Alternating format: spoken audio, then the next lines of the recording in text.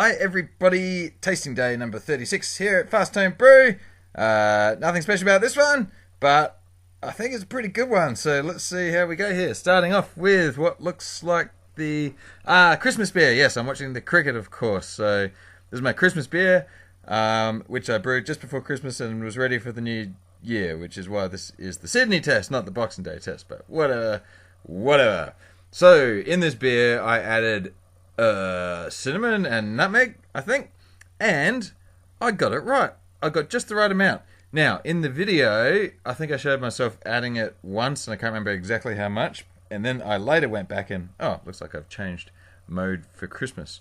I later went back and, lawnmower, added some more, like I doubled what I put in the first time with the tea, but yeah, it worked out really well. Now, it is not the right beer for summer. So as far as experiment goes, it is actually pretty good. I would say the experiment was a success. The beer itself, it's alright.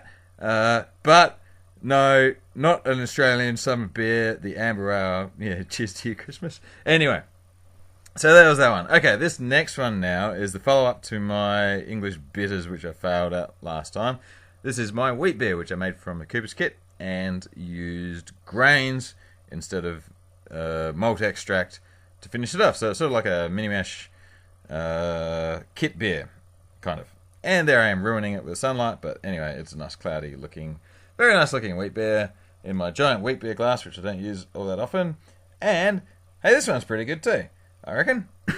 So yeah, basically, instead of using 500 grams or a kilo or whatever of light malt extract, and it smells like a wheat beer should smell, I instead used, I think, 1.8 kilos of grains that I mashed in the oven, perhaps. So, you know, it wasn't too hard to do, and it is a million times better than a regular kit beer would be. It doesn't have that kit flavour to it.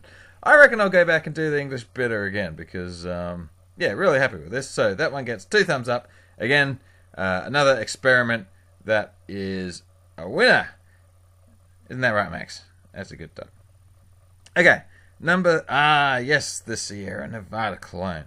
Now, what do I say about this one? There's a quote from the castle, and I can't remember what it is. It's like something about making fake flowers. You got to make them real enough so that they look real, but fake enough so that you know that they're not, or something like that. That sums up this beer. It's real enough that it tastes like a Sierra Nevada pale, but it also doesn't taste like a Sierra Nevada pale. You know, it's not a Sierra Nevada pale. But so having them side by side here, the Sierra Nevada just, it's better. Mine tastes a little bit stale, maybe. I must have got some oxygen in there by mistake.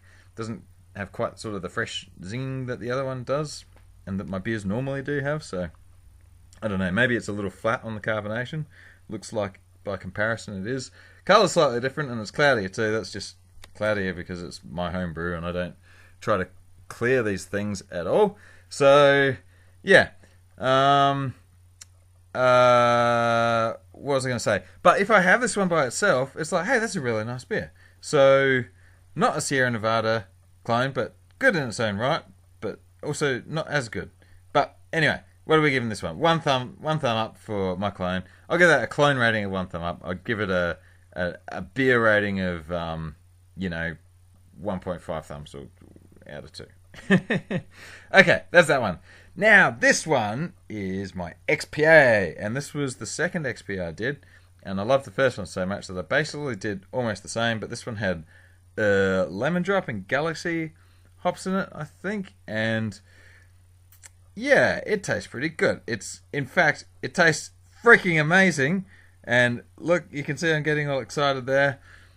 I had another one of these last night. I don't know when it was bottled, but it's starting to get quite old now, and it's got sort of a real smoothness to it, and it's just delicious. So I reckon there's some... Jonah's giving me a high five. That's how good it is.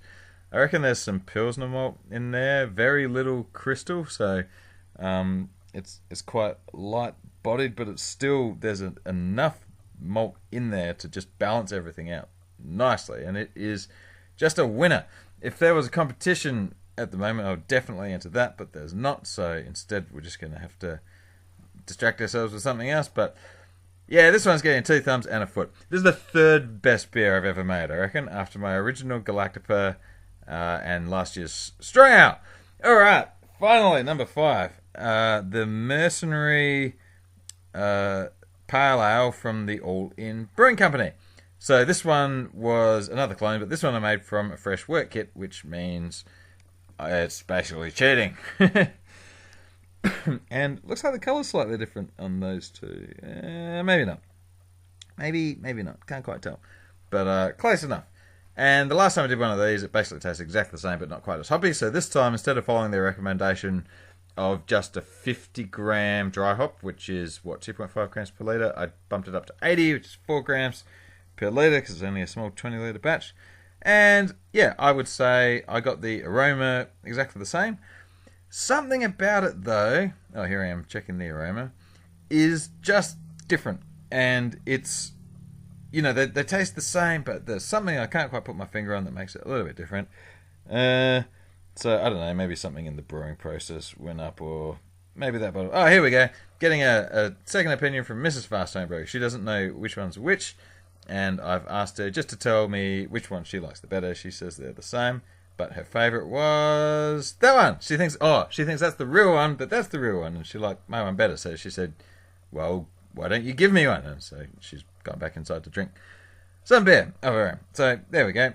That's the verdict on that one. Basically exactly the same as you would expect with a fresh work kit. Something slightly different, but hey, it's a good beer. It's not my favourite American Pale Ale of all time. But, you know, it's a good solid APA. So there you go. 2 thumbs up for the original beer. Mine gets 2 thumbs up. That's got to be a record number of thumbs and feet in this video. Somebody go back and check and see if I've ever done a tasting video with a higher average rating than this one. Anyway, that's it for Tasting Day number 36. Thanks for watching the video. Don't forget to like and subscribe, and be safe. Bye.